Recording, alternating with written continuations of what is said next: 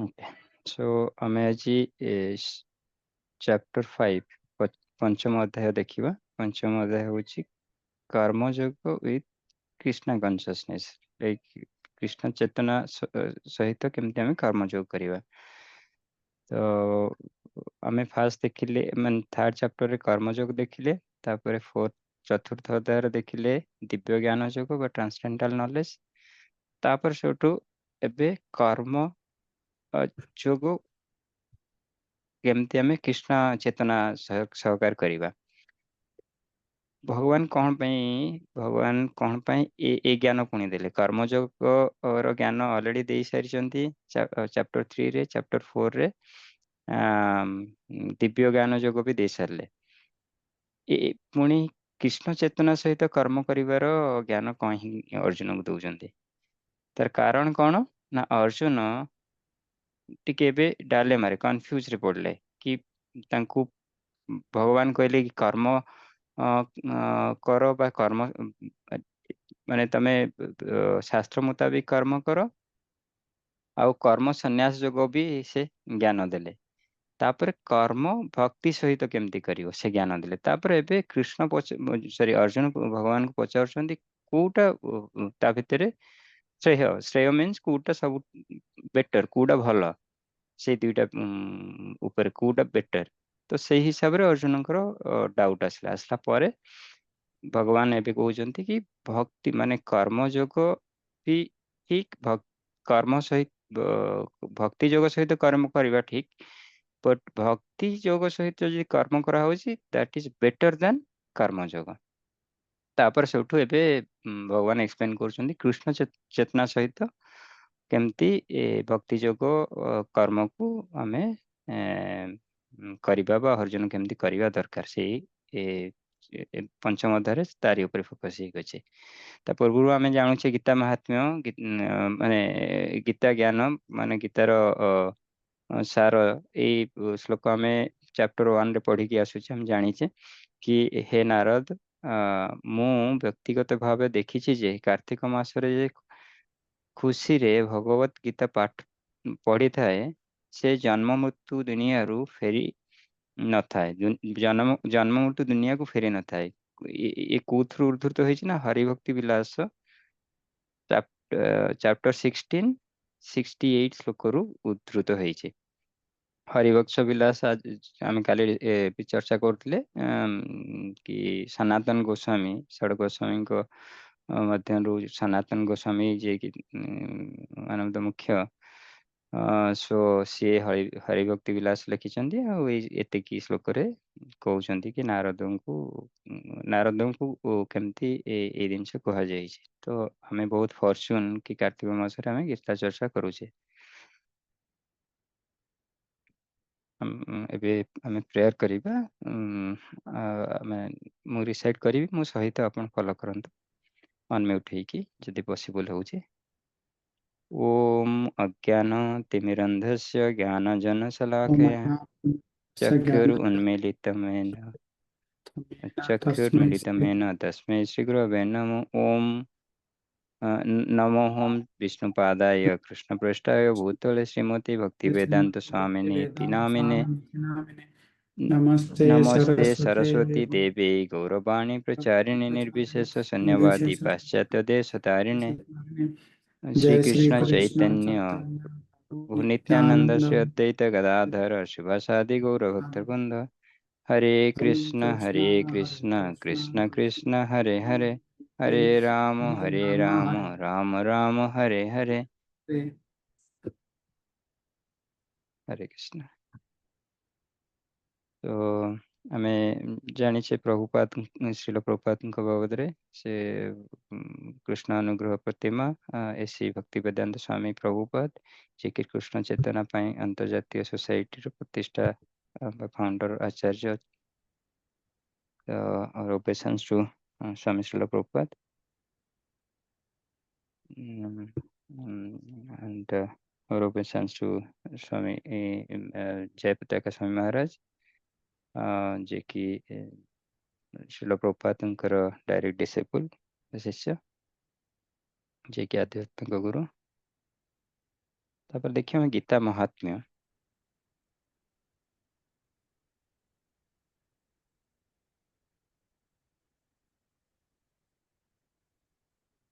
गीता महात्म्य आमे जानिछे कि शंकराचार्यଙ୍କ द्वारा उद्धृत होइछि। आगुरु भी आमे सब चैप्टर गोटे गोटे गीता महात्म्य श्लोक पढुछे। आज देखिबा ए श्लोक रे आज कोन अछि। भरत भरतात्मृत सर्वस्वं विष्णु भक्त विनिश्रितं गीत गंगोदकं पीत्वा पुनर्जन्म न विद्यते। तो किसी एनी वॉलंटरी की रीड करि परिबे translation.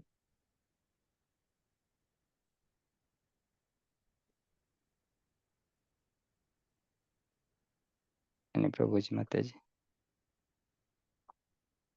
Okay let me read. तो भगवान विष्णुଙ୍କ पवित्र पद्म मुखाणରୁ ବାହାରିଥିବା ମହାଭାରତ दिव्य प्रतीक गीतार गंगा जଳକୁ ପିଇବା ଦ୍ୱାରା ଆଉ କେବେ ବି ଭୌତିକ ଜଗତରେ ପୁନର୍ଜନ୍ମ ଗ୍ରହଣ କରାଯାଇ ପାରିବ ନାହିଁ। ଅର୍ଥାତ୍ ଭକ୍ତିର ସହ ଗୀତା ପାଠ କରିବା ଦ୍ୱାରା ଜନ୍ମ ଓ ମୃତ୍ୟୁ ଚକ୍ର ସମାପ୍ତ ହୋଇଯାଇଥାଏ। ଏ ଶ୍ଲୋକରେ ଆମେ ଗୀତାର ମହାତ୍ମ୍ୟ ବୁଝୁଛେ କ'ଣ? ଯୋଉ ଗୀତା ସ୍ୱୟଂ ଭଗବାନ ତାଙ୍କ ପଦ୍ମ ମୁଖରୁ ମହାଭାରତର ଯୁଦ୍ଧଭୂମିରେ ଅର୍ଜୁନଙ୍କୁ କହିଛନ୍ତି, ସେ ଗୀତାର ଗଙ୍ଗା ଜଳକୁ ପାଇବା ଦ୍ୱାରା ଆଉ କେବେ ବି ଭୌତିକ ଜଗତରେ ପୁନର୍ଜନ୍ମ ଗ୍ରହଣ କରାଯାଇ ପାରିବ ନାହିଁ। ତାମାନେ ଗୀତାର ମହାତ୍ମ୍ୟ ବା ପବିତ୍ରତା ଏତେ, ଅର୍ଥାତ୍ ଭକ୍ତିର ସହ ଗୀତା ପାଠ କରିବା ଦ୍ୱାରା ଜନ୍ମ ମୃତ୍ୟୁ ଚକ୍ର ସମାପ୍ତ ହୋଇଯାଇଥାଏ।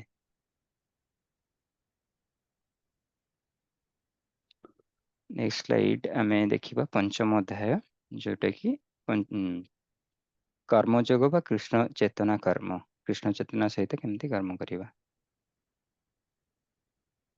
आमे काली जो डिस्कशन करूथिले भगवान चारिटा वर्ण क्रिएट कले, ता भितरु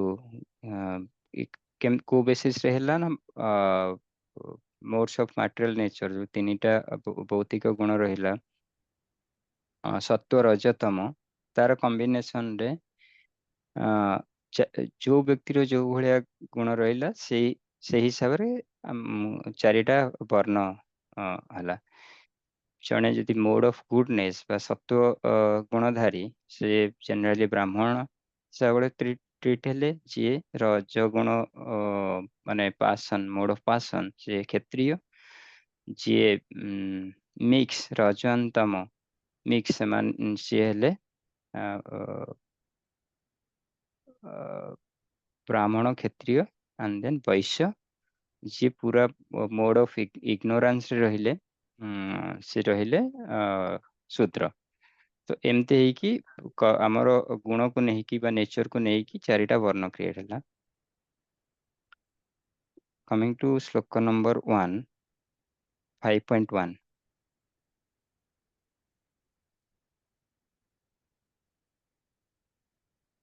इसको डिसाइड करूचे, आपण माने जदि फॉलो करिवे बेटर रहिबो। सन्यासम कर्म अर्जुन उवाच सन्यासम कर्मणां कृष्ण पुनर्योग च संसति अर्जुन उवाच सन्यासं कर्मणां कृष्णं पुनः योगं च संससि। यच्छ्रेय एतयोरेकं तन्मे ब्रूहि सुनिश्चितम्। यच्छ्रेयो यतो अरङ्गं तन्मे ब्रह्मि सुनिश्चितम्। एनी वॉलंटरी की पढ़ी परिवे मीनिंग?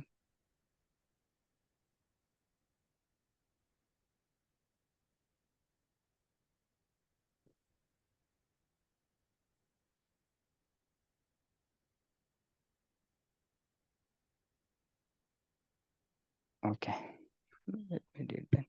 अर्जुन कहिले, हे कृष्ण प्रथमे आपण मते କର୍ମ ବିଭାଗର କଥା କହିଲେ ଏବଂ ତତ୍ପରେ ପୁଣି ଭକ୍ତି ଯୋଗରେ କର୍ମ କରିବାକୁ କହୁଛନ୍ତି। ତାହେଲେ ଆପଣ ଦୟାକରି ମୋତେ କହିବେ କି ଏ ଦୁଇଟି ମଧ୍ୟରୁ କେଉଁଟି ନିଶ୍ଚିତ ଭାବରେ ଶ୍ରେୟସ୍କର ଅଟେ? ଆମେ ଜଷ୍ଟ ଇଣ୍ଟ୍ରୋଡକ୍ସନରେ ଡିସ୍କସନ୍ କରୁଥିଲେ। ଆମ୍, ଏ ପଞ୍ଚମ ଅଧ୍ୟାୟର ସାର କ'ଣ ରହିଲା? କ'ଣ ପାଇଁ ଭଗବାନ ଏଇ ଜ୍ଞାନ ଅର୍ଜୁନଙ୍କୁ କହିଲେ? କ'ଣ ପାଇଁ କହିଲେ? କି ଚାପ୍ଟର 3ରେ ବା ତୃତୀୟ ଅଧ୍ୟାୟରେ ଭଗବାନ କର୍ମଯୋଗ ବାବଦରେ କହିଲେ, କର୍ମ ସନ୍ନ୍ୟାସ ଯୋଗ ବାବଦରେ କହିଲେ। ତାପରେ ଚତୁର୍ଥ ଅଧ୍ୟାୟରେ ଦିବ୍ୟ ଜ୍ଞାନ ବାବଦରେ କହିଲେ। ତାପରେ ମାନେ ଦିବ୍ୟ ଜ୍ଞାନ ରେ ଭଗବାନ କ'ଣ କହିଲେ? କେମିତି ଭକ୍ତି ସହକାର କର୍ମ କରିବାର ଅଛି। ଏବେ ଅର୍ଜୁନଙ୍କର କ୍ୱେଶ୍ଚିନ୍ ଆସୁଛି କି ଭଗବାନ କର୍ମଯୋଗ ବା କର୍ମ ସନ୍ନ୍ୟାସ ଯୋଗ ଆଉ ଭକ୍ତି ସହକାରେ କର୍ମ ଦୁଇଟା ବି କହୁଛନ୍ତି, ତ କୋଉଟା ଶ୍ରେୟସ୍କର? ତା ଭିତରୁ କୋଉଟା ହଉଛି ଶ୍ରେୟସ୍କର? ତ ଏଇ କ୍ୱେଶ୍ଚିନ୍ ଅର୍ଜୁନର ଆସିଲା। ଏବେ ଅର୍ଜୁନଙ୍କର ଆସିଲା ପରେ ଭଗବାନ କେମିତି ଜ୍ଞାନ ଦଉଛନ୍ତି, ଆକ୍ସନ୍ ଅନ୍ କୃଷ୍ଣ କନସିୟସନେସ୍, କର୍ମ କେମିତି ଆମେ କୃଷ୍ଣ ଚେତନା ସହିତ କରିବାର ଅଛି। ଦେଖିବା ନେକ୍ସଟ ଶ୍ଲୋକରେ କ'ଣ କହୁଛନ୍ତି ଭଗବାନ। ଶ୍ଲୋକ ନମ୍ବର 5.2 ଶ୍ରୀ ଭଗବାନ ଉବାଚ ସନ୍ନ୍ୟାସଃ କର୍ମ ଯୋଗଶ୍ଚ ନିଃଶ୍ରେୟସ କରାଭୂତौ ତୟୋस्तु कर्म सन्न्यासात् कर्मयोगे विविश्यते। ଭଗବାନ କହିଲେ, ତାଙ୍କୁ ଅର୍ଜୁନଙ୍କୁ ଆନ୍ସର ଦେଇ ଭଗବାନ କ'ଣ କହୁଛନ୍ତି?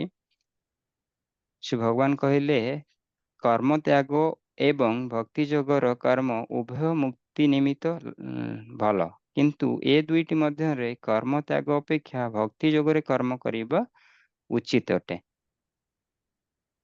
ତ ଏବେ ଏବେ ଅର୍ଜୁନଙ୍କୁ ଭଗବାନଙ୍କର ଆନ୍ସର ରହୁଛି କ'ଣ? ଦୁଇଟା ଭିତରୁ କର୍ମ ଯୋଗ ବା କର୍ମ ସନ୍ନ୍ୟାସ ଯୋଗ, କର୍ମ ୱିଥ୍ ଭକ୍ତି ଯୋଗ, ଭକ୍ତି ମାର୍ଗରେ କର୍ମ କରିବା ମଧ୍ୟରେ ଦୁଇଟାଙ୍କ ମୁକ୍ତି ପାଇଁ ଭଲ, ବଟ୍ କିନ୍ତୁ ଦୁଇଟି ମଧ୍ୟରୁ କର୍ମ ତ୍ୟାଗ ଅପେକ୍ଷା ଭକ୍ତି ଯୋଗରେ କର୍ମ କରିବା ଉତ୍ତମ ଅଟେ। So rather renouncing work, if you are doing work with devotion, that is the best, ଭଗବାନ କହୁଛନ୍ତି।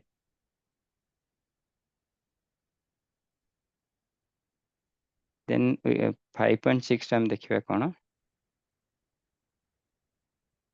ତ 5.6ରେ ଭଗବାନ କ'ଣ କହିଲେ ପୁଣି? ବ୍ୟକ୍ତି ଭଗବାନଙ୍କ ସେବାରେ ନିଯୁକ୍ତ ନ ହୋଇ କେବଳ କର୍ମ ତ୍ୟାଗ କଲେ ଖୁସି ହୋଇପାରିବ ନାହିଁ। ଭଗବାନଙ୍କ ସେବାରତ ହୋଇ ମୁନି ଋଷି ବୃନ୍ଦ ବିଶୁଦ୍ଧ ହୁଅନ୍ତି ଏବଂ ଅବିଳମ୍ବେ ପରମ ବ୍ରହ୍ମଙ୍କୁ ଲାଭ କରନ୍ତି। ତ ଭଗବାନ ଆହୁରି କ୍ଲାରିଟି ଦଉଛନ୍ତି ଅର୍ଜୁନଙ୍କୁ କି ଯଦି କୌଣସି ବ୍ୟକ୍ତି ଭଗବାନଙ୍କ ସେବାରେ ନିଯୁକ୍ତ ନ ହୋଇ କେବଳ କର୍ମ ତ୍ୟାଗ କରେ ବା କର୍ମ ସନ୍ନ୍ୟାସ ଯୋଗ ଅବଲମ୍ବନ କରେ, ସେ ଖୁସି ହୋଇପାରନ୍ତି ନାହିଁ। ବଟ୍ ହ୍ୱେରାଜ୍ ଯଦି ଭଗବାନଙ୍କ ଚେତନାର ମାନେ ଭଗବାନଙ୍କ ସେବାରତ ହୋଇ କର୍ମ କରାଯାଏ, ତାହେଲେ ସେ ନିଜକୁ ଶୁଦ୍ଧି କରିକି ଅବିଳମ୍ବେ ଭଗବାନ ପରମ ବ୍ରହ୍ମଙ୍କୁ ଲାଭ କରନ୍ତି। ମୁନି ବୃନ୍ଦ ମାନେ ଏଇ ମାର୍ଗକୁ ଫଲୋ କରନ୍ତି।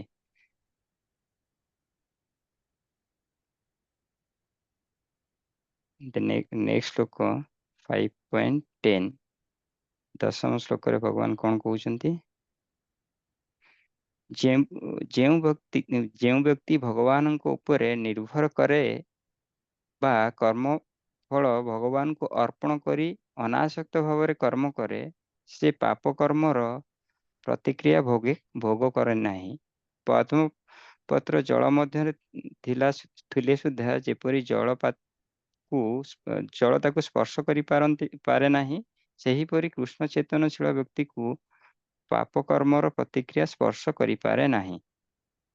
ତ ଭଗବାନ ଏବେ ଆହୁରି କ୍ଲାରିଟି ଦଉଛନ୍ତି कि ଯେଉଁ ବ୍ୟକ୍ତି ଭଗବାନଙ୍କ ଉପରେ ନିର୍ଭର କରେ ବା କର୍ମ ଫଳ ଭଗବାନଙ୍କୁ ଅର୍ପଣ କରି ଅନାସକ୍ତ ଭାବରେ କର୍ମ କରେ without any expectation on the କର୍ମ, କିଛି ଆଶା ନକରି କର୍ମ ଫଳ ଉପରେ ସେ ଅନାସକ୍ତ ଭାବରେ କର୍ମ କରି ଚାଲେ ଏବଂ ଭଗବାନଙ୍କୁ କର୍ମ ଫଳକୁ ସମର୍ପଣ କରିକି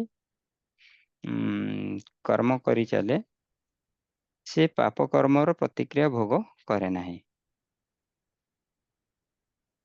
ଯେମିତି ଆମେ କାଲି ବି ଡିସ୍କସନ୍ କରୁଥିଲେ, କର୍ମ ଗୋଟେ ହେଲା ସୁକର୍ମ ବା କର୍ମ, ଅକର୍ମ, ଦେନ୍ ବିକର୍ମ।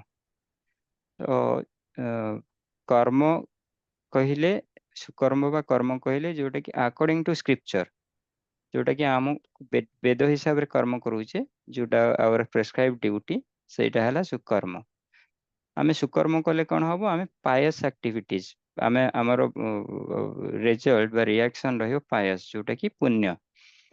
ତାପରେ ଯଦି ଆମେ କର୍ମ କରୁଛେ ୱିଦାଉଟ୍ ସ୍କ୍ରିପ୍ଚର, ୱିଦାଉଟ୍ ଫଲୋଇଂ ସ୍କ୍ରିପ୍ଚର, ସ୍କ୍ରିପ୍ଚରରୁ ଡେଭିଏଟ୍ ହେଇ କାମ କରୁଛେ, ଯୋଉଟା କି ଶାସ୍ତ୍ର ମୁତାବିକ ନୁହଁ, ଆମକୁ ଫଳ ମିଳିବ କ'ଣ? ମିଳିବ ପାପ ମିଳିବ ବା ଇମ୍ପାୟସ୍ କର୍ମରେ ସେଟା କାଉଣ୍ଟେବଲ୍। ଯଦି ଆମେ ଏମିତି କର୍ମ କରୁଛେ ଯୋଉଟା କି ଭଗବାନଙ୍କୁ ସମର୍ପିତ, ଆମର ଆଟାଚମେଣ୍ଟ ନାହିଁ କର୍ମରେ କିଛି, ସେଇଟା ହେଲା ଅକର୍ମ। That will be ନଲିଫାଏଡ୍। ନା ଆମେ ପାୟସ୍ ବା ପୁଣ୍ୟ, ନା ଇମ୍ପାୟସ୍ ବା ପାପ ପାଇବା, ସେ କର୍ମରେ କାଉଣ୍ଟ ହବନି କି ଆମେ କୋଉ ବନ୍ଧନରେ ପଡ଼ିବାନି। ଯେତେବେଳେ ଆମର ଆକାଉଣ୍ଟରେ, କର୍ମିକ ଆକାଉଣ୍ଟରେ ବନ୍ଧନ ରହିବ, ମାନେ କିଛି କର୍ମର ପାୟସ୍ ବା ଇମ୍ପାୟସ୍ ଯାହା ବି ସେଭିଂ ଅଛି, ଆମେ ପୁନର୍ଜନ୍ମ ନଉଥିବା ତାକୁ ଆଭେଲ୍ କରିବା ପାଇଁ, ସେ ମାନିଫେଷ୍ଟ ହବ। ଆମେ ଯଦି ଆମେ କର୍ମର ନଲିଫାଇ ହେଇଗଲା, ଆମ ଆକାଉଣ୍ଟରେ ଆଉ କିଛି କର୍ମ ରହିଲାନି, ତାହେଲେ ଆମର ଆଉ ଜନ୍ମ ନାହିଁ ଆମେ ତାକୁ ଭୋଗ କରିବା ପାଇଁ। ତ ସେଇ କଥା ଭଗବାନ କହୁଛନ୍ତି କି ଆମେ ଯଦି କର୍ମ ଫଳକୁ ସମ୍ପୂର୍ଣ୍ଣ ଭାବରେ ଭଗବାନଙ୍କୁ ସମର୍ପଣ କରିକି କୃଷ୍ଣ ଚେତନାର ସହିତ କର୍ମ କରିବା, ତାହେଲେ ଆମେ ସେ କର୍ମ ବନ୍ଧନରେ ରହିବାନି। ଏକ୍ଜାମ୍ପଲ ହେଉଛି ଯେମିତି ପଦ୍ମପତ୍ର ଜଳରେ ରହିଲେ ସୁଦ୍ଧା ଜଳ ତାକୁ ସ୍ପର୍ଶ କରେନି, ବା ସେହିପରି କୃଷ୍ଣ ଚେତନାଶୀଳ ବ୍ୟକ୍ତି ପାପ କର୍ମର ପ୍ରତିକ୍ରିୟା ତାଙ୍କୁ ସ୍ପର୍ଶ କରିପାରେ ନାହିଁ। ଆମେ ନେକ୍ସଟ ଶ୍ଲୋକରେ ଦେଖିବା ଭଗବାନ କ'ଣ କହୁଛନ୍ତି।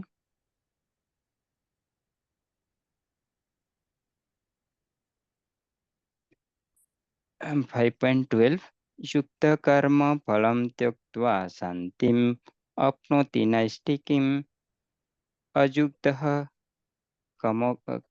कामकारेण फले सक्तो निबध्यते। एनी वॉलंटरी की पढ़ी परिवे मीनिंग माताजी रघुजी के?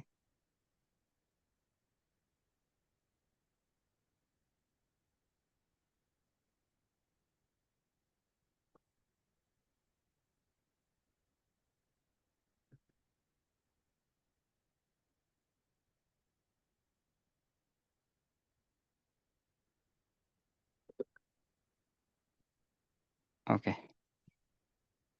ठीक अच्छे। Late me read. ଯେଉଁ ବ୍ୟକ୍ତି ଦୃଢ଼ ଭାବରେ ମୋ ସହିତ ଯୁକ୍ତ ହୋଇଥାଏ, ଅର୍ଥାତ୍ ଏକ ଭକ୍ତ୍ୟାକୃତ ଆତ୍ମା, ସେ ବିଶୁଦ୍ଧ ଶାନ୍ତି ଲାଭ କରେ, କାରଣ ସେ ତାର ସମସ୍ତ କର୍ମଫଳ ମୋତେ ସମର୍ପଣ କରେ। କିନ୍ତୁ ଯେ ମୋ ଠାରେ ଯୁକ୍ତ ହୋଇ ନଥାଏ, ଅର୍ଥାତ୍ ଭଗବାନଙ୍କ ଠାରେ ଯୁକ୍ତ ହୋଇନଥାଏ, ସେ ତାର କର୍ମଫଳ ଉପଭୋଗ କରିବା ପାଇଁ ଅତ୍ୟନ୍ତ ଲୋଲୁପ ହୋଇ ଉଠିଥାଏ, ସେ କର୍ମଫଳରେ ବାନ୍ଧି ହୁଏ।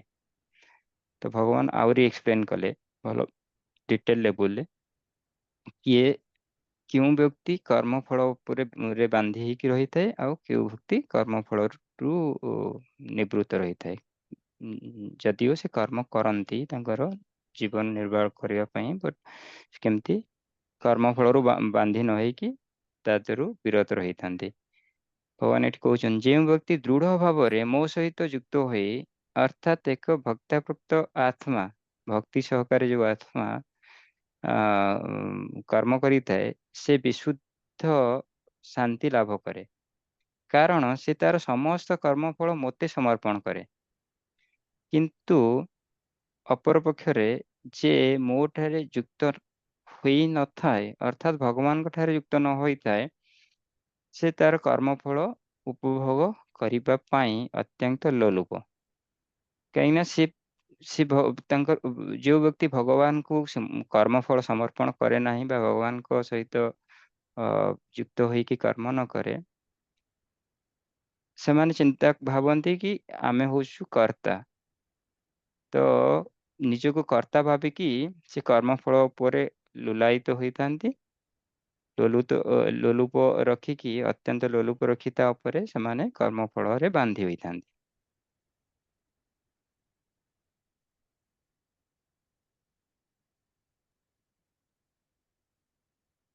ଆମେ ନେକ୍ସଟ ଶ୍ଲୋକ ଦେଖିବା। ଶ୍ଲୋକ ନମ୍ବର 5.22, 22 ନମ୍ବର ଶ୍ଲୋକରେ ପୁଣି ଭଗବାନ କଣ କହୁଛନ୍ତି? ଯାହାର ସଂସ୍ପର୍ଶରେ ଆସିଲେ ଦୁଃଖ ହିଁ ମିଳିବ, ବୁଦ୍ଧିମାନ ବ୍ୟକ୍ତି ତାର ସଂସ୍ପର୍ଶରେ କେବେ ହେଲେ ଆସେ ନାହିଁ। ଜଡ଼େନ୍ଦ୍ରିୟର ସଂସ୍ପର୍ଶରେ ଆସିଲେ ତୁମେ ଦୁଃଖ ହିଁ ପାଇବ। ଇନ୍ଦ୍ରିୟ ସୁଖ ହିଁ ଦୁଃଖର କାରଣ। ହେ କୁନ୍ତୀ ପୁତ୍ର, ଏ ପ୍ରକାର ସୁଖର ଅର୍ଥାତ୍ ଇନ୍ଦ୍ରିୟ ସୁଖ ଆରମ୍ଭ ଓ ଶେଷ ଅଛି ଏବଂ ସେଥିପାଇଁ ବୁଦ୍ଧିମାନ ବ୍ୟକ୍ତି ଏଥିରେ ଆନନ୍ଦିତ ହୁଏ ନାହିଁ। ଭଗବାନ ପୁଣି କଣ କହୁଛନ୍ତି? ଯାହା ସଂସ୍ପର୍ଶରେ ଆସିଲେ ଦୁଃଖ ହିଁ ମିଳେ, ବୁଦ୍ଧିମାନ ବ୍ୟକ୍ତି ତାର ସଂସ୍ପର୍ଶରେ କେବେ ହେଲେ ଆସେ ନାହିଁ। ଜଡ଼େନ୍ଦ୍ରିୟର ସଂସ୍ପର୍ଶରେ ଆସିଲେ ତୁମେ ଦୁଃଖ ହିଁ ପାଇବ। ତ ଇନ୍ଦ୍ରିୟ ସୁଖ ହିଁ ଦୁଃଖର କାରଣ। ସେଥିପାଇଁ ଭଗବାନ ପୁଣି ସଜେଷ୍ଟ କରୁଛନ୍ତି ବା କୁନ୍ତୀ ପୁତ୍ର ଅର୍ଜୁନଙ୍କୁ ପୁଣି କହୁଛନ୍ତି କଣ? ବୁଦ୍ଧିମାନ ବ୍ୟକ୍ତି ତାର ସଂସ୍ପର୍ଶରେ ଆସନ୍ତିନି, ଯାହାର ସଂସ୍ପର୍ଶରେ ଆସିଲେ ଆମକୁ ଦୁଃଖ ହିଁ ମିଳିବ। ଜଡ଼େନ୍ଦ୍ରିୟ ସଂସ୍ପର୍ଶରେ ଆସିଲେ ଆମକୁ ଦୁଃଖ ହିଁ ମିଳେ। ତାମାନେ ଇନ୍ଦ୍ରିୟ ଉପଭୋଗ, ଯୋଉଟା କି ସେନ୍ସ ଗ୍ରାଟିଫିକେସନ ଓରିଏଣ୍ଟେଡ ଯାହା ବି ଆମେ କର୍ମ କରୁଛେ ବା କାର୍ଯ୍ୟ କରୁଛେ, then will get misery, that is for sure. ସେଇ କଥା ଭଗବାନ ଏଠି କହୁଛନ୍ତି। ଆମକୁ ମେ ବି ଏ ପ୍ରକାର ସୁଖ, ସେ ଯୋଉ ସୁଖ ଆମକୁ ଇନ୍ଦ୍ରିୟ ତୃପ୍ତି ପାଇଁ ମିଳେ, ସେଟା କ୍ଷଣସ୍ଥାୟୀ, ତାର ଆରମ୍ଭ ଓ ଶେଷ ଅଛି ଏବଂ ସେଥିପାଇଁ ବୁଦ୍ଧିମାନ ବ୍ୟକ୍ତି ଏଥିରେ ଆନନ୍ଦିତ ହୁଅନ୍ତି ନାହିଁ।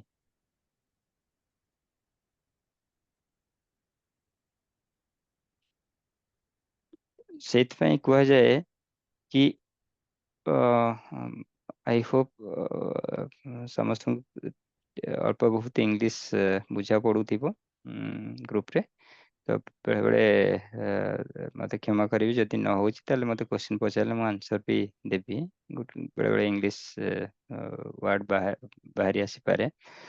Show we know, like in material world there is nothing happiness. So happiness sits in between two miseries. So let's say one misery came, there is a short gap in between the another misery to come. So that is called the happiness. We are feeling that as happiness. So otherwise there is nothing happiness in this world.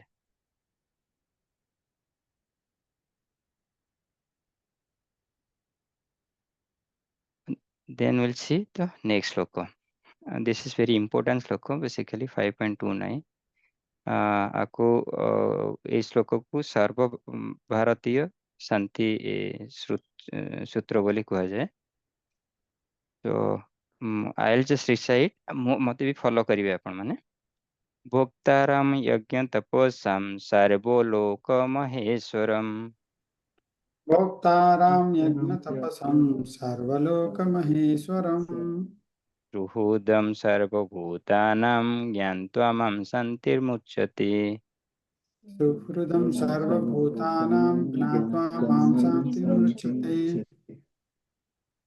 Any volunteer किए पढ़ी पारे मैं नहीं? हाँ मु पढ़ दूची एटा। साधु संत महात्मा गण मते समस्ते यज्ञ कम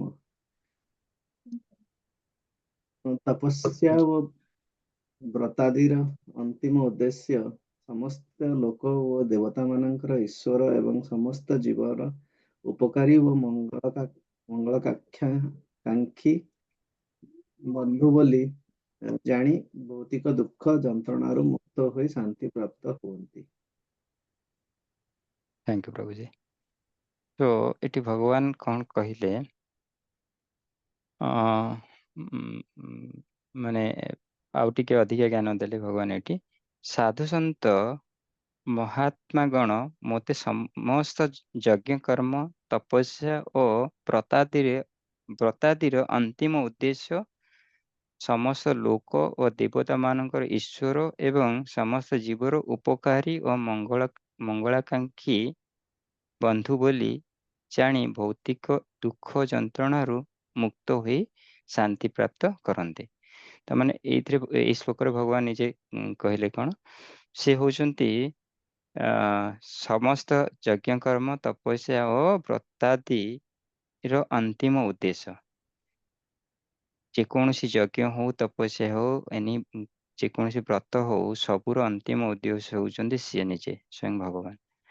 ସମସ୍ତ ଲୋକ ଓ ଦେବତା ମାନଙ୍କର ଈଶ୍ୱର, ସେ ହଉଛନ୍ତି ସବୁ ଦେବତା ଏବଂ ସମସ୍ତ ଲୋକ, ସବୁ ଲୋକ, ଅଲ୍ ଦ ୟୁନିଭର୍ସ, ଲେଟ୍ ଇଟ୍ ବି ଆମେ ପାତାଳ ଲୋକ, ଭୂତଳ ଲୋକ କିମ୍ବା ସ୍ୱର୍ଗ ଲୋକ କି ସ୍ପିରିଚୁଆଲ ୱାର୍ଲଡ, ଯୋଉଟାକି ଆଧ୍ୟାତ୍ମିକ ଲୋକ ଯୋଉଠି ବି ଦେଖିବା, ସବୁର ଆଉ ସବୁ ଦେବତା ମାନଙ୍କର ଈଶ୍ୱର ହଉଛନ୍ତି ସିଏ।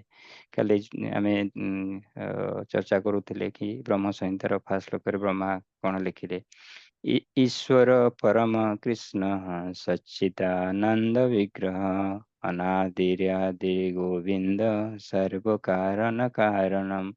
ସ୍ୱୟଂ ବ୍ରହ୍ମା, ଯିଏକି ଏ ୟୁନିଭର୍ସର କ୍ରିଏଟର, ସିଏ ତାଙ୍କ ବ୍ରହ୍ମ ସଂହିତା ଶ୍ଲୋକରେ ଭଗବାନଙ୍କୁ ଏଇ ବ୍ୟାଖ୍ୟା ଦଉଛନ୍ତି। ତ ଏ ଶ୍ଲୋକରେ ଭଗବାନ ନିଜେ କ୍ଲେମ୍ କରୁଛନ୍ତି ସେ ହଉଛନ୍ତି ସ୍ୱୟଂ ଈଶ୍ୱର, ଆଉ ସବୁ କର୍ମ ଲାଇକ୍ ଯଜ୍ଞ ତପ ବା ବ୍ରତର ଉଦ୍ଦେଶ୍ୟ ଏବଂ ସମସ୍ତ ଜୀବର ଉପକାରୀ ଓ ମଙ୍ଗଳାକାଂକ୍ଷୀ। ତ ଆମମାନଙ୍କ ମନରେ କେତେବେଳେ ଆସେ କି ଭଗବାନ କାହିଁ ମୋତେ ଏମିତି ଦେଲେ ଦଣ୍ଡ, ଏମିତି କଲେ, କି ଆମ ସହିତ ବାୟସ କଲେ। ଆମେ ଯେତିକି ଏଫର୍ଟ ଦଉଛେ ଗୋଟେ ଏକ୍ଜାମ ପାସ୍ କରିବା ପାଇଁ, ଆଉ ଜଣେ ଫ୍ରେଣ୍ଡ ଆମ ସହିତ, ସେ ବି ସେ ଷ୍ଟୁଡେଣ୍ଟ କ୍ଲାସମେଟ୍, ସେ କମ୍ ଏଫର୍ଟ ଦେଇକି ଭଲ ରେଜଲ୍ଟ ପାଉଛନ୍ତି। ବଟ୍ ଭଗବାନ କେବେ କାହାର ଅମଙ୍ଗଳ ଚାହାନ୍ତିନି, ସେ ସମସ୍ତଙ୍କ ମଙ୍ଗଳାକାଂକ୍ଷୀ। ତାର ରିଜିନ୍ ହଉଛି କ'ଣ, ଯେହେତୁ ଆମର ଗୋଟେ ପରେ ଗୋଟେ ଜନ୍ମ ରହୁଛି, ଆମେ ମିଲିୟନ୍ସ ଅଫ୍ ଇୟର୍ସ, ମାନେ ମିଲିୟନ୍ସ ଅଫ୍ ଜନ୍ମ 84 ଜନ୍ମ ଭିତରେ ଚାଲିଛୁ, ଅତିକ୍ରମ କରୁଛୁ। ଆମର ପାଷ୍ଟ କର୍ମ କି ପ୍ରେଜେଣ୍ଟ କର୍ମ କି ଆମର ଡିଜାୟାର, ଏଇ ସବୁକୁ ନେଇକି ଆମକୁ କର୍ମ ମିଳୁଛି।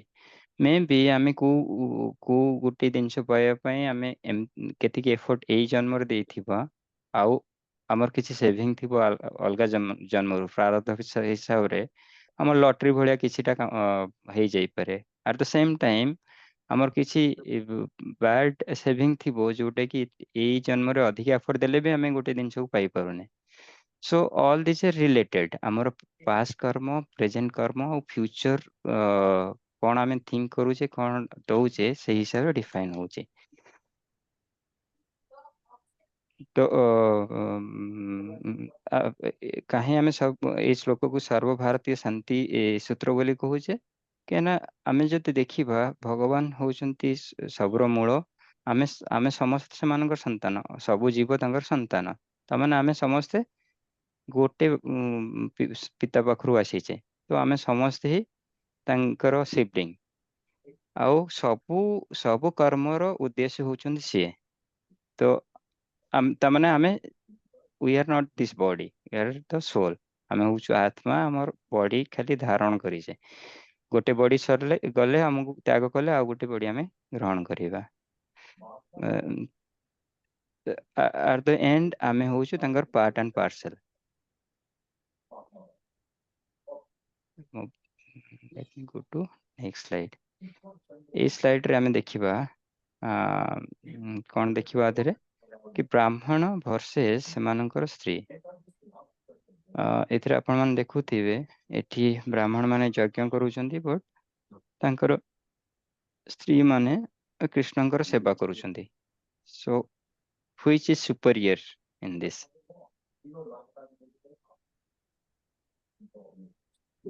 ଲାଗୁଛି ସେବା କରିବାଟା ସୁପିରିୟର।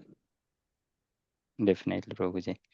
So ଆର ଏ ଯଜ୍ଞର ଉଦ୍ଦେଶ୍ୟ କଣ ରହୁଛି କି ଫାଇନାଲି ସେ ଭଗବାନଙ୍କୁ ପ୍ରାପ୍ତି କରିବା ପାଇଁ। ଯଦି ଆମେ ଡାଇରେକ୍ଟ ଭଗବାନଙ୍କର ସେବା କରିବା ପାଇଁ ଆମକୁ ସ୍କୋପ ମିଳୁଛି ବା ଆମେ କରିପାରୁଛେ, ସେଇଟା ସୁପେରିୟର ଦେନ୍ ଯଜ୍ଞ।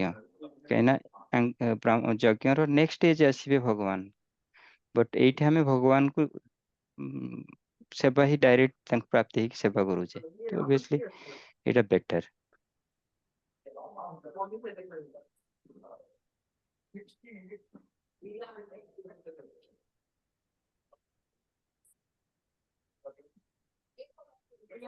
ଆମେ ଦେଖିବା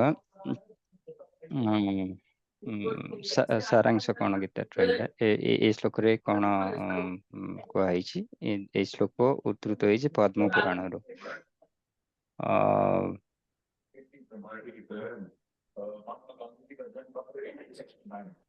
ତ ଏଇ ଶ୍ଲୋକରେ କଣ କୁହାହେଇଛି, ଯିଏ ସମସ୍ତ ପ୍ରଭୁ ଶ୍ରୀ ହରିଙ୍କୁ ପୂଜା କରନ୍ତି ଏବଂ ପବିତ୍ର ନାମ ମହାମନ୍ତ୍ର ଜପ କରନ୍ତି, ତାଙ୍କର ସମସ୍ତ ଗୁରୁତର ପାପ ଦୂର ହୋଇଯାଏ।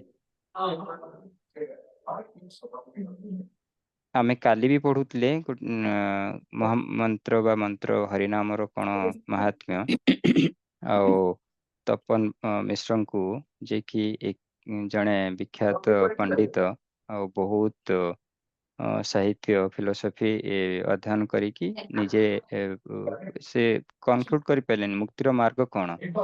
ସେ ଯାଇକି ଚୈତନ୍ୟ ମହାପ୍ରଭୁଙ୍କୁ ଦେଖା କଲା ପରେ ଚୈତନ୍ୟ ମହାପ୍ରଭୁ କେମିତି ମାର୍ଗଦର୍ଶନ କଲେ। ସେ କଣ କହିଲେ କି କଳି ଯୁଗରେ ଏତେ ସବୁ କରିବାର କିଛି ତାତ୍ପର୍ଯ୍ୟ ନାହିଁ, ତମେ ଭଗବାନଙ୍କର ନାମ କୁ ଆକ୍ସେପ୍ଟ କର, ସେଇଟା ହଉଛି ମୁକ୍ତିର ମାର୍ଗ।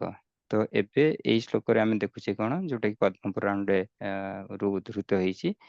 ସେ ଶ୍ଲୋକରେ ମିନିଂ, ଯିଏ ସମସ୍ତ ପ୍ରଭୁ ଶ୍ରୀ ହରି, ମାନେ means Hi is the god head, ସମସ୍ତ ଦେବତାଙ୍କର ବି ଈଶ୍ୱର। ଶ୍ରୀ ହରିଙ୍କୁ ପୂଜା କରନ୍ତି ଏବଂ ପବିତ୍ର ନାମ ମହାମନ୍ତ୍ର ଜପ କରନ୍ତି, ତାଙ୍କର ସମସ୍ତ ଗୁରୁତର ପାପ ଦୂର ହୋଇଯାଏ। ସୋ ଯେମିତି କି ଲେଟ୍ସ ଆମେ ଚିନ୍ତା କରିବା, ଆମର ମନ ସବୁବେଳେ ପାଇଁ କୋଉଠି ନା କୋଉଠି ଗୋଟେ ଏନଗେଜ ହେଇଥାଏ, ସେ କେତେବେଳେ ବି ଆଇଡଲ ରହିବନି। ଆମେ ଶୋଇଲା ବେଳେ ବି ଆମେ ସ୍ୱପ୍ନ ଦେଖୁଛେ, ତ ମନକୁ ସବୁବେଳେ ପାଇଁ କିଛି ନା କିଛି କାମ ଦରକାର, କୋଉଥିରେ ବି ସେ ମଜିକି ରହିବ। ଆମେ ଯଦି ତାକୁ ପ୍ୟୁରିଫାଇ ଆମକୁ କରିବାର ଅଛି, ମନକୁ ଭଲ ମାର୍ଗରେ ବା ଭଲ ଚିନ୍ତା ଦେବା, ତାହେଲେ ଆମ ମାଇଣ୍ଡ ପ୍ୟୁରିଫାଇ ହବ। ଆମେ ଯଦି ତାକୁ ଛାଡିଦବା, ତାର ବାଇ ଡିଫଲ୍ଟ ନେଚର ହଉଛି ଡେଷ୍ଟ୍ରକ୍ଟିଭ, ତ ସେଇ ଆଡକୁ ମୁହାଁଇବ। ଆମେ ମନକୁ କଣ୍ଟ୍ରୋଲ କରିବାର ଗୋଟେ କି ହଉଛି ଆମେ ଭଗବାନଙ୍କ ନାମ ନିରନ୍ତର କି ଚିନ୍ତା କରିବା, ଜପ କରିବା କି ଶୁଣିବା। ଏଇ ତିନିଟା ହଉଛି ନବଧା ଭକ୍ତି। ନାରଦ ଯୋଉ ନବଧା ଭକ୍ତି ତାଙ୍କର ନାରଦ ଭକ୍ତି ସୂତ୍ରରେ କହିଲେ, ବା ପ୍ରହ୍ଲାଦ ଯୋଉ ନବଧା ଭକ୍ତି ଫଲୋ କରୁଥିଲେ, ତା ଭିତରୁ ପ୍ରାଇମେରୀ ଫାର୍ଷ୍ଟ ତିନିଟା ପ୍ରାଇମେରୀ ହେଲା ଚିନ୍ତନ, ବିଷ୍ଣୁ ଚିନ୍ତନ, and then chanting, ଆଉ ଗୋଟେ ହେଲା ଶ୍ରବଣ, ଚିନ୍ତନ and ଚାଣ୍ଟିଂ। ଏଇ ତିନିଟା ହଉଛି ପ୍ରାଇମେରୀ। ଆମେ ଯଦି ସବୁବେଳେ ପାଇଁ ଆମର ମନଟାକୁ ବିଷ୍ଣୁ ଚିନ୍ତନରେ ବା ଚାଣ୍ଟିଂରେ, ଏଇ ଶ୍ରବଣରେ ଏନଗେଜ ରଖିବା, ତାହେଲେ ଆମେ ପ୍ୟୁରିଫାଇ ହେଇପାରିବା। ଆଉ ମହାମନ୍ତ୍ର ବେଦ ହିସାବରେ କିଛି କିଛି ମନ୍ତ୍ର ଅଛି ଯୋଉଟା କି ଆମେ ସବୁଆଡେ ଇଏ କରିପାରିବାନି। ଫର ଏକ୍ସାମ୍ପଲ କି ଆମେ ଦେଖିବା ଗାୟତ୍ରୀ ମନ୍ତ୍ର କିଛି ରେଷ୍ଟ୍ରିକ୍ସନ ଅଛି, ଆମେ ସବୁଆଡେ କି ଆମେ ତାକୁ ଉଚ୍ଚାରଣ କରିବା ଠିକ ନୁହଁ। ଆମେ ଯଦି କରିବା ତାହେଲେ ଅଫେନ୍ସ ହେଲା, ସେ ମନ୍ତ୍ରର ଅଫେନ୍ସ ଆମେ କରୁଛେ। କିନ୍ତୁ ମହାମନ୍ତ୍ର ଗୋଟେ ନାମ ଯୋଉଟା କି ଚୈତନ୍ୟ ମହାପ୍ରଭୁ କହିକି ଯାଇଛନ୍ତି, ଆଉ ଆମକୁ ସେ କି ଦେଇକି ଯାଇଛନ୍ତି କି ମହାମନ୍ତ୍ର at any place, anywhere, any person. ଆମେ ଇଭିନ୍ ଯଦି ଶୌଚାଳୟରେ ବି ଅଛି, ଆମେ ସେ ନାମ ନେଇପାରିବା, ବେଡରେ ପଡିକି ବି ନେଇପାରିବା, ପୂଜା ଘରେ ବସିକି ନେଇପାରିବା, ମନ୍ଦିରରେ ନେଇପାରିବା, ଗାଧେଇକି ନେଇପାରିବା, ଅଗାଧୁଆ ନେଇପାରିବା, କୋଉ ଟାଇମରେ ବି କୋଉ ପ୍ଲେସରେ ନେଇପାରିବା, ତାର କିଛି ଅଫେନ୍ସ ନାହିଁ। ଏତେ ଫ୍ଲେକ୍ସିବିଲିଟି ଆମକୁ ମିଳିଛି, ଭଗବାନ ନିଜେ ଏଇ ଜିନିଷ ଦେଇକି ଯାଇଛନ୍ତି। सो आमे एटलिस्ट जदि डेली गोटे गोटे माला भी करिबा माने 108 थर जपिबा महामंत्र धीरे धीरे धीरे धीरे धीरे धीरे हम मन भितर जो आशंका की किछि ये रोचे से धीरे धीरे सेटल हम हमर डाउट क्लियर हबो तापरे हमकु मार्गदर्शन हबो तापरे मन जो चंचलता की खराब जगह मन रो प्रवेश होउची से धीरे धीरे कमेइबो आपण देखि परिबे आपण मान सब जदि इटा प्रैक्टिस करिवे डेली बेसिस एटलीस्ट वन गुटे माला 108 थर चैंटिंग करिवे जो भी टाइम हो बेटर टाइम होउची मॉर्निंग टाइम रे उठला परे करिवा बट एनी टाइम जेतल भी टाइम परमिट होउची करिके देखिबे आपण बहुत ये मिलिबो से आपण फीलिंग्स निजे फील करि परिबे So now we are coming to last slide जोटा कि भगवत गीता की काले आम डिस्कशन करूले कि भगवत गीता को आपण ऑफलाइन भी कोठु आनी परिबे बहुत लैंग्वेज रहउची Odia English all type of language we can get तो जदि आपण को बेसी कंफर्टेबल ओडिया रे आपण ऑर्डर दे परिबे बा इंग्लिश रे भी दे परिबे ऑनलाइन भी रहउची होम डिलीवरी भी होउची जदि आपण को लिंक दरकार हम शेयर कर परिबो आउ Bhagavad Gita as it is written by Prabhupada is more suggested तार कारण अछि कारण कोन आमे काली डिस्कशन कर पालेनी जेतल प्रभुपाद आसिले western country specially United States of America disciple माने तांकर भक्त मान सब क्वेश्चन पचारले मार्केट रे एते भगवत गीता अछि which one we should adopt तापर प्रभुपाद निजे सब चिंता कले नाइ रियली भक्त मानकर क्वेश्चन वैलिड तो किछि भगवत गीता ठीक भाबरे उद्धृत होइछि किछि भगवत गीता ओन मेंटल कंकक्शन भी अछि ता भितरे भक्त मानको पाखरे सेति ज्ञान रहिबा दरकार कि को गीता को से चूज करिवे तो सेइ पई प्रभुपाद निजे ट्राई कले कि डिसिप्लिन सक्सेशन रे जो ज्ञान मिलिछि जोटा कि भगवत गीता आज इट इज मौलिक भाबरे विदाउट एनी मेंटल कंकक्शन प्रभुपाद निजे लिखिले तो एई भगवत गीता जोडे आपण अध्ययन करिवे आपनको आज इट इज मौलिक रूप रे जहा कृष्ण भगवान अर्जुन को देइचंदी बा गुरु परंपरा हिसाब रे आसी से हिसाब रे आपण ज्ञान पाइबे तापर कली युग रे आमे रिटेन हिसाब रे बुक पाउछे अलगा युग मान करे आपण देखिबे से हमकु किछि रिटेन रहउ नतला सी डिसिप्लिन सक्सेसर माने गुरु परंपरा हिसाब रे हमकु आस्तला लेट्स श्रीमद् भागवतम जेतले परीक्षित महाराज को सुखदेव गोस्वामी कहले व्यासदेव और अन्य मुनि ऋषि मान से चिंता कले कली युग लोकंकर नेचर को भलिया हबो तांकर मेमोरी को भलिया रहिबो तांकर ज्ञान केते रहिबो से आमे माने काली कोन खाइथिले राति रे काली कोन डिस्कशन करथिले आज पचाले हमकु मन भी पड़िया कष्ट हमरो मन रखिबार शक्ति एते कम तो सेयाको सेमान देखिकी सेमाने उद्धृत कले ताको सेठु लेखिबा स्टार्ट हैला कलिजुग लोकन पई बट एक्चुअली आगुरु केवल गुरु परंपरा हिसाब रे सेमान थरे सुनिले मन रखिले तापर तांको शिष्य कहले एही हिसाब रे चलीतला जेतेबेले सुखदेव गोस्वामी कहले सी व्यासदेव तांग गुरुंग पखरु सुनिकी ही ताको आज इट इज रिसाइट कले परीक्षित महाराज को भगवतम से किछि लेखा पढ़ा बुक को फॉलो करू नथले बट आम पाखरे सेमती ये नाही आमे सेत रिटर्न हिसाब रे फॉलो करिवा रिटर्न हिसाब रे सेही ये करिवे जे आमे काली चारिटा संप्रदाय बाबत डिस्कशन कर चर्चा करथले जोटा कि कृष्ण के द्वारा एक्सेप्टेड गोटे संप्रदाय हला ब्रह्म संप्रदाय श्री संप्रदाय रुद्र संप्रदाय आउ हला कुमार संप्रदाय ए संप्रदाय थ्रू रे जदि आमे ज्ञान पाउचे that is the accepted way by Krishna, Lord Krishna. Next we will go to question answer. Any question? Any किसी भी प्रश्न अच्छे?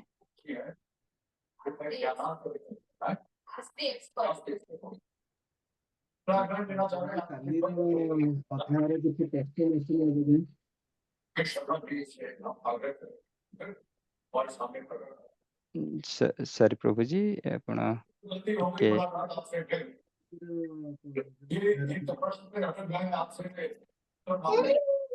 ଯେମିତି ଥାଏ ନିବେଦିତା ଗୋଟେ ମାତାଙ୍କ ଫର୍ମ। ପାଖରୁ ଭଏସ ଆସୁଛି, ତମେ ମ୍ୟୁଟ କର।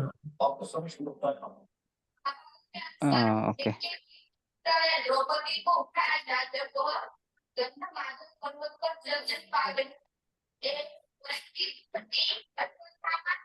ନିବେଦିତା ମାତାଙ୍କର କିଛି କ୍ୱେଶ୍ଚିନ୍ ନାହିଁ ପ୍ରଭୁଜୀ। ସେ ନା ତାଙ୍କର ବ୍ୟାକଗ୍ରାଉଣ୍ଡ ଆସୁଛି, ତମେ ମ୍ୟୁଟ କର। ଓକେ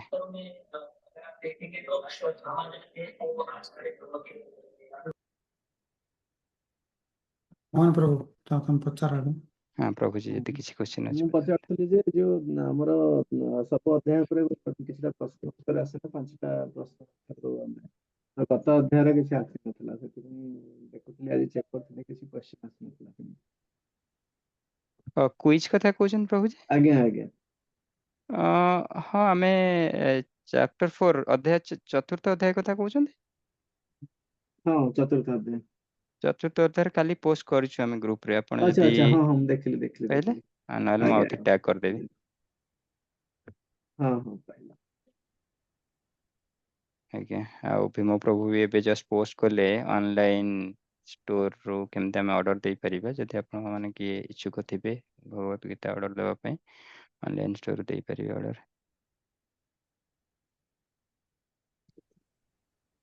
ଆଉ କିଛି କ୍ୱେଶ୍ଚିନ୍ ଯଦି ଥିବ ତାଜି ପ୍ରଭୁଜୀ।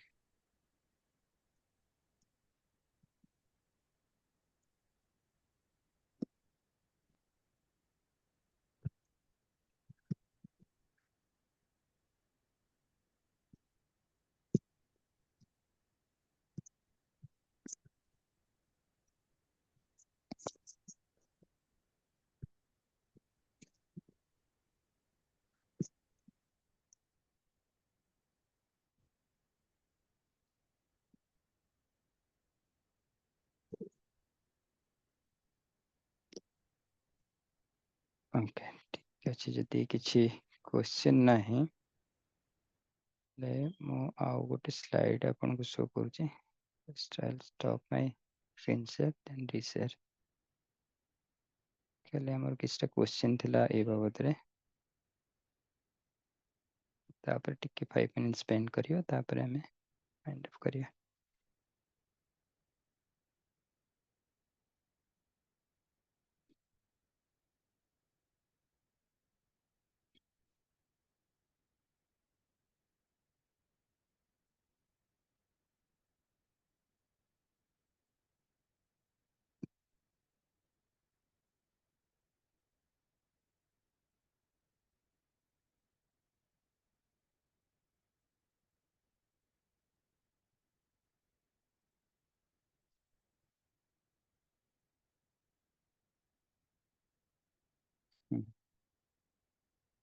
କାଲି କିଛିଟା କ୍ୱେଶ୍ଚିନ୍ ଏଇପରି ଥିଲା कि भगवत गीतार 5 एलिमेंट मेजर एलिमेंट आम जानिले भगवत गीता जो आम इंट्रोडक्शन डिस्कशन करते प्रभु जी हमर कहले भगवत गीता को एलिमेंट ऊपर बेसिस करी कि आंसर दे परिवे मन अच्छे कि दे परिवे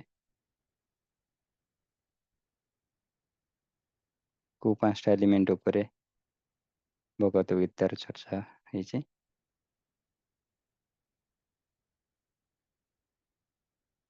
ओके सो 5टा एलिमेंट जो रहिला गोटे एलिमेंट है ता भितर जीवात्मा देन भगवान प्रकृति कर्म एंड काल। काल मीन्स टाइम। यही 5टा एलिमेंट बेसिस भगवत गीता चर्चा है। तो ये आम देखुचे कि सोल सोल आउ सुपर सोल कहले ये जीवात्मा ये परमात्मा। परमात्मा जीवात्मा गोटे बॉडी भितर रोचंती आम इंडिविजुअल लिविंग एंटिटी भितर। सो मटेरियल नेचर आम ग्रॉस बॉडी ये हूँ मैटर रू क्रिएटेड। तो ऑब्वियसली आम मटेरियल नेचर रोचे। तो केम एक्चुअली कर्म किए करूची केमिति कर्म ग्रांट होची आमे केमिति बंधन रे पडुचे। सोल बा जीवात्मार फास्ट डिजायर होची गोटे कामना किछि हैला मोर एटार पाइबार अछि एटा करिवार अछि तापर सेटा सुपर सेल को पाखु जाई जे कि परमात्मा हिसाब रे हम ହୃଦୟରେ ବସିଛନ୍ତି। ଆମ ହୃଦୟରେ ସରି ଗୋଟେ ଏନି ଲିଭିଂ ଏଣ୍ଟିଟି ମାନେ ଯୋଉ ବି ଜୀବ ହୁଅନ୍ତୁ ତାଙ୍କ ଶରୀରରେ ଜୀବାତ୍ମା ଆଉ ପରମାତ୍ମା ଉଭୟ ରହୁଛନ୍ତି। ତ ଭଗବାନ ଯେତେବେଳେ ତାଙ୍କର ଲର୍ଡ କୃଷ୍ଣ ଯେତେବେଳେ ତାଙ୍କର ଏକ୍ସପାନସନ କଲେ, ଏକ୍ସପାନସନ କରିକି ଯେତେବେଳେ ସେ ବିଷ୍ଣୁ ରୂପରେ ଆସିଲେ, କ୍ଷୀରଦକ୍ଷାୟୀ ବିଷ୍ଣୁ, ମହାବିଷ୍ଣୁ କରଣଦକ୍ଷାୟୀ ବିଷ୍ଣୁ, ଦେନ୍ ସେ ତିନି ବିଷ୍ଣୁ ଭିତରୁ ଜଣେ ବିଷ୍ଣୁଙ୍କର ସ୍ୱରୂପ ଆସି ଏକ୍ସପାନସନ ହେଲା, ସବୁ ଜୀବ ର ଶରୀରରେ ତାଙ୍କର ବିଜୟମାନ ହେଲା। ତ ସେ ସୁପରସେଲ ଗ୍ରାଣ୍ଟ କରିବେ, ସାଂସନ କଲା ପରେ material nature will do perform all this activities. So ଏଇ ୱେରେ ଆମର କର୍ମ ହଉଛି। ଯଦି ସୋଲ ଡେଜର କମ ହେଲା, then we are doing less work as less as possible for us for body maintenance। ଆମେ ଯଦି ସେତିକି ଡେଜର କରୁଛେ ଆମର କର୍ମ ବନ୍ଧନ କମ ହେଇଗଲା, ସେଇଟା ଗୋଟେ କି। ତାପରେ ସେକେଣ୍ଡ ଜିନିଷ ହେଲା, ଯଦି ଆମେ ପ୍ୟୁରିଫାଏଡ କରିକି ଆମ ଡେଜାयर ବା ଯୋଉ ବି କର୍ମ କରୁଛେ ତାକୁ ଭଗବାନଙ୍କ ଉଦ୍ଦେଶ୍ୟରେ ବା ତାଙ୍କ ସହିତ ଆଟାଚ ହେଇକି କର୍ମର ଫଳ ସବୁ ସମର୍ପଣ କରିକି ତାଙ୍କୁ କର୍ମ କରୁଛେ, ଆଉ ଯେତେ କମ କରୁଛେ କର୍ମ, ତାହେଲେ ଆମେ ସେ କର୍ମ ବନ୍ଧନରୁ ମୁକ୍ତି ହବା। ଏଇଟା ହଉଛି କି। ତ ଯେତେ କମ କର୍ମ ବନ୍ଧନରେ ଆମେ ରହିବା, ତାହେଲେ ଆମର ଜନ୍ମ କମି କମି ଆସିବ। ଏମିତି ଦିନେ ଷ୍ଟେଜ ଆସିବ ଆମର କର୍ମ ବାଲାନ୍ସ କିଛି ନଥିବ, ପାୟସ କି ଇମ୍ପାୟସ, ତାହେଲେ ଆମେ ସେତେବେଳେ ଆଉ କିଛି ଭୋଗ କରିବାର ବା ଜନ୍ମ ନବାର ନାହିଁ। ସେଇଟା ଆମେ ମୁକ୍ତି ର ବାଟ ଆମକୁ ଖୋଲିଦବ। ତ କାଲି କିଛି କୋଶ୍ଚିନ୍ ଥିଲା ଏଇ ଉପରେ, ମୁଁ ଭାବିଲି ସ୍ଲାଇଡ୍ ସେୟାର କରିବା ପାଇଁ, we have time। ଆଉ ଯଦି କିଛି କୋଶ୍ଚିନ୍ ନାହିଁ ତାହେଲେ ଆମେ କିଛି ସମୟ ଚାଣ୍ଟିଂ କରିବା, ଆମ ସେସନ୍ ଏଣ୍ଡ କରିବା। ପ୍ରଭୁଜୀ ମାତାଜୀ, କାହାର କିଛି କୋଶ୍ଚିନ୍ ଅଛି?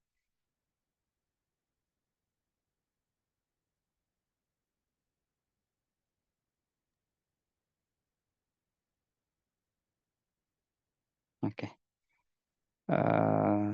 ତ ଆମେ ତାର କିଛି ଚାଣ୍ଟିଂ କରିବା, ଆଟଲିଷ୍ଟ ଗୋଟେ 27 ଟାଇମ୍ସ। ଆପଣମାନଙ୍କ ପାଖରେ ମାଳା ନଥିବ, ଆମେ ଆମର ହାତର ରେଖାକୁ କାଉଣ୍ଟ କରିକି 27 ଥର ଚାଣ୍ଟିଂ କରିବା। 5ଟା ଫିଙ୍ଗରର ଯଦି ଗୋଟେ ଫିଙ୍ଗରରେ 4ଟା ରେଖା ଆମେ ଦେଖିବା, ତାହେଲେ 20 ଥର ହେଲା, 20 ଟାଇମ୍ସ ହେଇଗଲା 5ଟା ଫିଙ୍ଗର।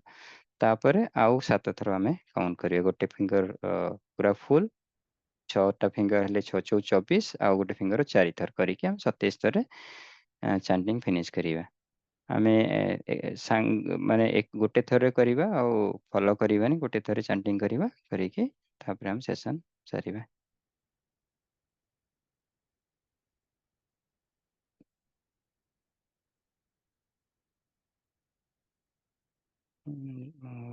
ରେକର୍ଡିଂ ଷ୍ଟପ୍ କରୁଛି, ତାପରେ ଆମେ ଚାଣ୍ଟିଂ ଷ୍ଟାର୍ଟ କରିବା।